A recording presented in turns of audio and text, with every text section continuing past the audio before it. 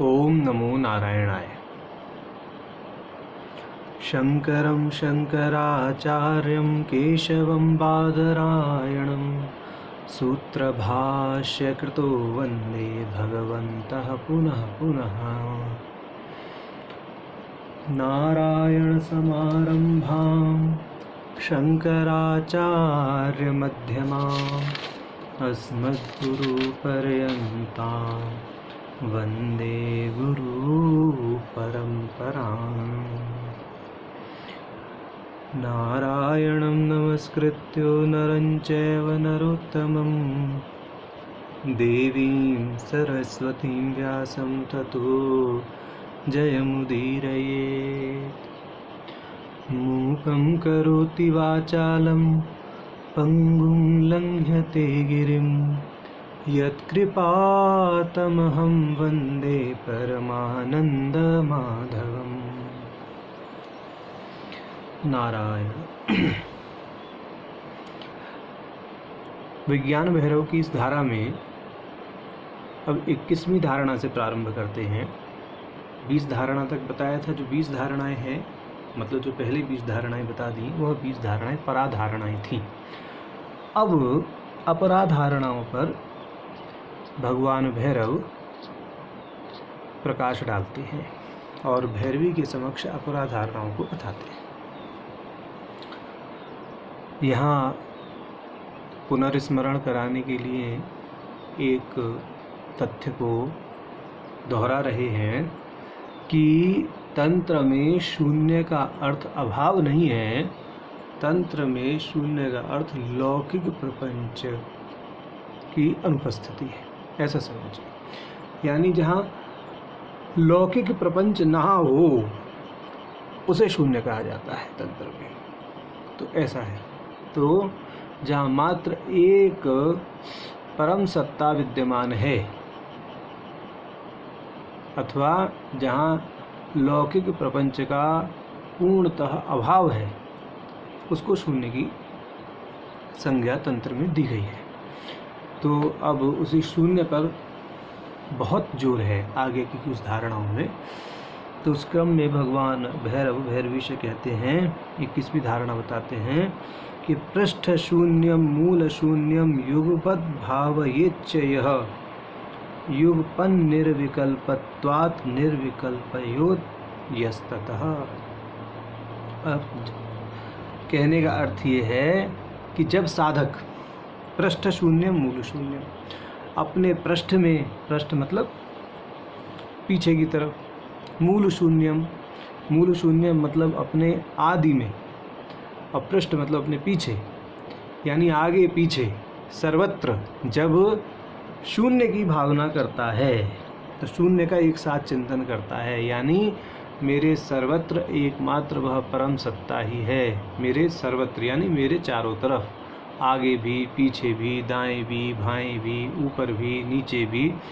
तो कहने का तात्पर्य यह है, पृष्ठ शून्यम मूल शून्यम उपलक्षण है। इससे सर्वत्र ही ऐसा भाव समझना चाहिए। तो जब साधक सर्वत्र क्या करता है, शून्य की भावना करता है, पृष्ठ में, मूल में, जब शून्य की भावना करता है अपने चारों तरफ, परम सत्ता की भावना करता है अपने चारों तरफ, तब क्या होता है, युगपथ निर्विकल्पत्वात् निर्विकल्पोदयस्ततः, कि उसका जो शरीर है वह निरपेक्ष शक्ति के द्वारा, ठीक, निरपेक्ष शक्ति के द्वारा निर्विकल्प स्थिति को प्राप्त कर लेता है। अर्थात वह इस चिंतन के माध्यम से स्वयं भी निर्विकल्पता को प्राप्त हो जाता है, अर्थात भैरव भाव को प्राप्त हो जाता है। अब इसमें एक बात ध्यान देने वाली है कि इसमें जो पृष्ठ शून्यम मूल शून्यम दो पद का प्रयोग हुआ है, तो पृष्ठ शून्यम मूल शून्यम को, मूल शून्यम, इन दोनों पदों को शिवोपाध्याय जी ने प्रमात्री और प्रमेय रूप में माना है और मध्य शून्य को प्रमाण के रूप में माना है। ठीक है। तो ऊर्ध्व शून्यम प्रमाता स्वयं है। ऊर्ध्व शून्य प्रमाता स्वयं है, क्योंकि उसी को शून्य का क्या होना है, ज्ञान होना है, शून्य का अनुभव होना है, इसलिए प्रमाता को उन्होंने ऊर्ध्व शून्य कहा है। आगे किसी किसी कारिका में प्रमाता को मध्य में भी रख करके चर्चा की गई है, तो वह जब आएगा तो उस पर भी बताएंगे। लेकिन यहाँ ऊर्ध्व शून्य जो है वो प्रमातृपद के लिए कहा गया है। और जो मूल शून्य है वो प्रमेय, प्रमेय का अर्थ हो गया यह समस्त जगत, ठीक, और मध्य शून्य है प्रमाण। तो इन तीनों को शून्य रूप का अर्थ है कि प्रमाता, प्रमाण और प्रमेय यह तीनों ही उस परम सत्ता से प्रकाशित तद्रूप ही हैं, ऐसा समझना चाहिए, ये कहने का भाव है। ठीक, जब इस प्रकार का स्थिर चिंतन करता है साधक, तो उसको निर्विकल्पता के कारण निर्विकल्प चैतन्य धाम का उदय होता है। तो ये भाव जो है भगवान भैरव भैरवी के समक्ष प्रस्तुत करते हैं।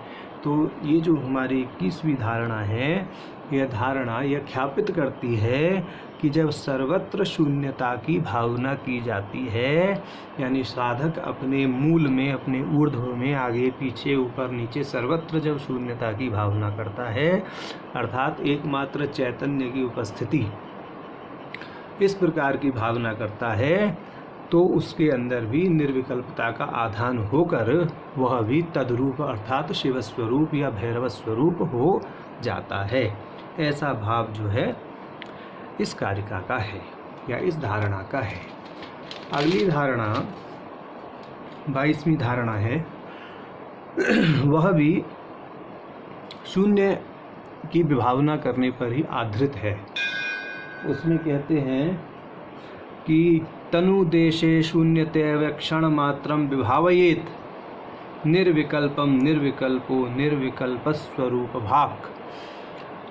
देखिए, उस धारणा में और इस धारणा में बहुत ज़्यादा अंतर नहीं है। तनु देशे शून्यतैव, वहाँ कहा कि अपने शरीर के बाहर सर्वत्र, पृष्ठ में, मूल में शून्य की भावना करें। यहाँ कहा तनु देशे शून्यतैव, यानी अपने ही शरीर में, ठीक, यानी जो परिमित ग्राह्यकता है, परिमित ग्राह्यकता का स्थान क्या है, स्थूल शरीर, ठीक। तो स्थूल शरीर में जो पूर्वोक्त पद्धति है, यानी जो हमने पहली कारिका में कहा या पहली धारणा में, इससे पहली धारणा में बताया, 21वीं धारणा में, उसी पद्धति से शून्यता को सर्वत्र विद्यमान जानना चाहिए। यानी शरीर के अंदर भी वही शून्यता या चैतन्य भाव या जो शिव भाव है, ठीक, वह सर्वत्र ओतप्रोत है हमारे स्थूल शरीर में भी, ऐसा जानना चाहिए। तो ये कहा कि क्षण मात्रम विभावित, यदि इस तरह की शून्यता का क्षण मात्र भी साधक चिंतन कर लेता है, यानी स्वल्प काल के लिए भी यदि वह चिंतन कर लेता है निर्विकल्प रूप से, तो निर्विकल्पम निर्विकल्पो निर्विकल्प स्वरूप भाग, तो वह साधक क्या है, विकल्प व्यापार से ऊपर उठकर निर्विकल्प स्वरूप में प्रतिष्ठित हो जाता है। कहने का तात्पर्य सीधा सीधा है, ठीक, कि पहली यानी 21वीं जो धारणा थी इससे पहली वाली, उसमें शरीर के बाहर सर्वत्र शून्यता की भावना की गई निर्विकल्प रूप से, और 22वीं धारणा में स्थूल शरीर को लक्ष्य करके धारणा कही गई है। तो 22वीं धारणा में स्थूल शरीर के अंदर उस शून्यता की भावना करें, और जब निर्विकल्प रूप से उस शून्य का दर्शन होता है, शून्य मतलब परम चैतन्य का दर्शन या परम चैतन्य का अनुभव होता है, या दर्शन का अर्थ अनुभव है, तो जब परम चैतन्य का अनुभव होता है तो वह साधक भी इस चैतन्य के साथ ही तादात्म्यपत्ति को प्राप्त हो जाता है, ऐसा इस धारणा का भाव है। अब भगवान भैरव भैरवी के समक्ष अगली अर्थात 23वीं धारणा का उद्घाटन करते हैं। कहते हैं कि सर्वम देहगतम द्रव्यम वियत व्याप्तम मृगे क्षणे विभावये ततस्तस्य भावनासा स्थिरा भवेत्। अब देखिए, इन्होंने कहा कि हमारे शरीर के अंदर बहुत सारे द्रव्य हैं। कौन कौन से हैं? अस्थि, मांस, मज्जा, ठीक, मेद, त्वचा आदि आदि, ये सब सप्त धातु, ठीक। ये सारी की सारी धातुएं आकाश से व्याप्त हैं। आकाश से व्याप्त मतलब सबके अंदर आकाश अनुस्यूत है। सर्वम देहगतम द्रव्यम वियत व्याप्तम मृगक्षणे। तो इसका अर्थ हुआ कि जो हमारा स्थूल शरीर है उसमें शून्य आकाश के सिवाय कुछ भी स्थित नहीं है, यानी सर्वत्र आकाश ही आकाश है। पहले पूर्ण, देखिए 22वीं धारणा में क्या कहा कि पूरे के पूरे स्थूल शरीर को, पिंड को लिया। यहाँ पर अब पिंडगत द्रव्य को लिया, ठीक है। 21वीं धारणा, क्रम को समझिए। 21वीं धारणा में शरीर के बाहर की बात की गई, आगे पीछे ऊपर नीचे दाएं बाएं सब, ठीक, पृष्ठ शून्य मूल शून्य से। 22वीं धारणा में स्थूल शरीर यानी पिंड की बात की गई। अब 23वीं धारणा में स्थूल शरीरगत द्रव्यों की बात की जा रही है कि ये जो सारे द्रव्य हैं यह सब क्या हैं? द्रव्य अर्थात धातु। शरीर के अंदर जो धातु है स्थूल शरीर के अंदर, ये सब आकाश से व्याप्त हैं। आकाश, तो जिस प्रकार आकाश की शून्यता है, उसी प्रकार इन सभी धातुओं में भी जो आकाश के समान जो शून्यता है, परंतु यहाँ शून्यता का अर्थ क्या करेंगे? चिन्मयता। तो ये स्थूल शरीर के अंदर जो समस्त धातु हैं या द्रव्य हैं, यह भी चिन्मयता के साथ ओतप्रोत हैं, शून्यता के साथ ओतप्रोत हैं, ठीक। अगर इस प्रकार का जो साधक चिंतन करता है उसकी भावना भी परम भैरव भाव में स्थित हो जाती, ऐसा कहने का तात्पर्य है। तो क्रमशः ये धारणाएं किन किन वस्तुओं को लक्ष्य करती हैं, इस पर साधक को ध्यान देना चाहिए। क्योंकि पहले भी बोल चुके हैं कि कोई भी एक धारणा पकड़ करके आप यदि अपना चिंतन साधते हैं तो निसंदेह आपको परम पद की प्राप्ति होने में कोई विलंब नहीं होगा। बस एक क्या है कि यही शर्त है कि आपकी जो वृत्ति है, यानी परमात्मा को प्राप्त करने के लिए जो आपका मन अनुवृत्त होगा, वह समर्पण के साथ होना चाहिए, उसमें कोई लाग लपेट नहीं होनी चाहिए। अब इसी क्रम में भगवान भैरवी के समक्ष 24वीं धारणा का रहस्य उद्घाटन करते हैं। भगवान भैरव कहते हैं, देहांतरे त्वग विभागम भित्ति भूतम विचिंतयेत। बहुत सुंदर भावना है। न किंचित दंतरे तस्य ध्यायन्य ध्येय भाग भवेत। अब ये इन पहले वाली 3 धारणाओं का एक बड़ा विकसित रूप सामने उन्होंने रख दिया। क्या कहा? भगवान भैरव ने कहा कि भाई दो आपका शरीर है, ये शरीर त्वचा रूपी भित्ति से आवृत है। त्वचा रूपी भित्ति अर्थात दीवार कहते हैं जिसको, वॉल से आवृत है। तो अपनी त्वचा को एक भित्ति के समान यानी दीवार के समान भावना करें, और ये भावना करने के बाद ऐसा चिंतन करें कि इस भित्ति के भीतर, यानी जो शरीर के भीतर है, जो शरीर का बाहरी आवरण भित्ति त्वचा है, इसके भीतर कुछ भी नहीं है। ठीक है, ये कह कि देहांतरे त्वग विभागम भित्ति भूतम विचिंतयेत, और न किंचिद अंतरे तस्य, इसके अंदर कुछ भी नहीं है। ध्यायन्य ध्येय भाग भवेत। तो इस तरह की भावना करने से भी परम भैरव भाव की, परम शून्यता की स्थिति साधक प्राप्त कर लेता है। देखिए, सुनने में बड़ा आसान लगता है, ठीक, परंतु इस स्थिति को साधना इतना आसान नहीं है। साधने में बहुत प्रयत्न की आवश्यकता होती है। ठीक, तो ये है। देखिए, इसमें एक चीज़ है कि जब साधक यह भावना करता है अंदर की ओर सब कुछ शून्य है, स्थूल शरीर कहते हैं कि सूक्ष्म शरीर का अभिव्यंजक संस्थान है। तंत्र में सूक्ष्म शरीर के लिए पुर्यष्टक पद की कहते हैं कि भावना की गई है, यानी सूक्ष्म शरीर के लिए पुर्यष्टक पद प्रयुक्त होता है। और यहाँ पुर्यष्टक जो है वह वेदांत वाला पुर्यष्टक नहीं है। यहाँ पुर्यष्टक या सूक्ष्म शरीर का जो स्वरूप है वो सांख्य सम्मत है। तो सांख्य सम्मत सूक्ष्म शरीर में 5 तन्मात्राएं, मन बुद्धि अहंकार, ये 8 चीज़ होती है।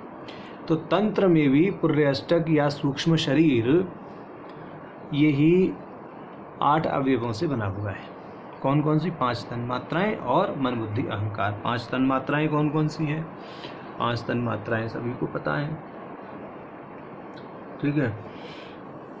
तो जैसे आकाश का जैसे तन्मात्राएं ना, तो तन्मात्राओं को बोलते हैं जैसे अपंचीकृत पंचमहाभूत। अपंचीकृत पंचमहाभूत कहते हैं तो शब्द, स्पर्श, रूप, रसगंध, ये 5 तन्मात्राएं हो गई। तो जैसे कहते हैं कि आकाश का गुण शब्द, तो ये जो गुण वाली बात है इसी को तन्मात्रा के पद से ग्रहण कर लेना चाहिए। वायु का गुण स्पर्श, अग्नि का गुण रूप, जल का गुण रस, पृथ्वी का गुण गंध। तो ये शब्द, स्पर्श, रूप, रस, गंध, ये जो 5 पदार्थों के मूलभूत गुण कहलाते हैं, यही प्रकारांतर से अपंचीकृत पंचमहाभूत भी कहलाते हैं। और इन्हीं को तन्मात्रा भी कहते हैं सांख्य में, और तंत्र में भी इन्हीं को तन्मात्रा के रूप में ग्रहण किया जाता है। और पुर्यष्टक जो है वो 5 तन्मात्राएं, मन बुद्धि और अहंकार, ये मिलकर बनते हैं। ऐसा क्यों बताया पुर्यष्टक के विषय में यहाँ?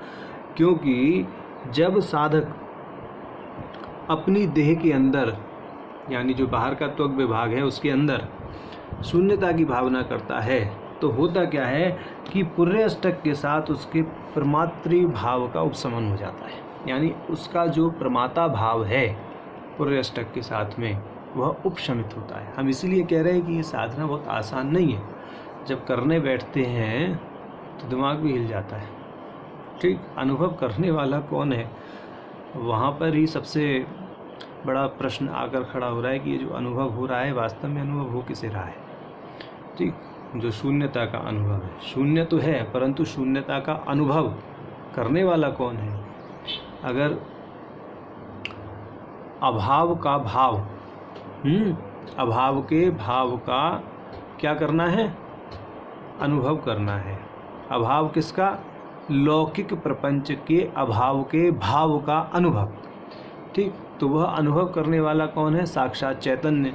तो जो चैतन्य है उस लौकिक प्रपंच के अभाव के भाव का अनुभव कर रहा है, वह ही मेरा अपना वास्तविक स्वरूप है, ऐसा भाव है, ठीक है। चलिए, अब इसी प्रकरण में 25वीं धारणा भगवान भैरव बोलते हैं, ये बहुत महत्वपूर्ण है। हृदयाकाशे नीलीनाक्षः पद्म संपुट मध्यगः अनन्यचेता सुभगे परमं सौभाग्यमाप्नुयात्। अब परम सौभाग्य प्राप्त होगा। हे सुभगे, कैसे? ये देखो, कौन पाता है परम सौभाग्य? कहते हैं कि हृदय आकाश। हृदय आकाश का अर्थ क्या है? प्राण और अपान के मध्य की जो स्थिति है वह, ठीक। यहाँ प्रकारांतर से सुषुम्ना नाड़ी का भी यहाँ पर उल्लेख कर देते हैं, या कर दिया गया। शिव उपाध्याय जी ने और जो है आनंद भट्ट जी ने भी इनका प्रयोग किया है। सुषुम्ना पद को यहाँ पर बताया गया है, ठीक है। तो सुषुम्ना पद यहाँ पर हृदयाकाश के लिए प्रयुक्त है। या देखो, ऐसा है कि तंत्र में हृदय शब्द बहुत गहरा है, बहुत गहरा। हृदय का अर्थ ये लौकिक वाला जो हमारा हृदय होता है ना, ये नहीं समझना चाहिए। हृदय का बहुत गहरा और दार्शनिक अर्थ है। ठीक, तो हृदय आकाशे नीलीनाक्ष, तो हृदय आकाश अर्थात प्राण और अपान के मध्यवर्ती स्थान सुषुम्ना में।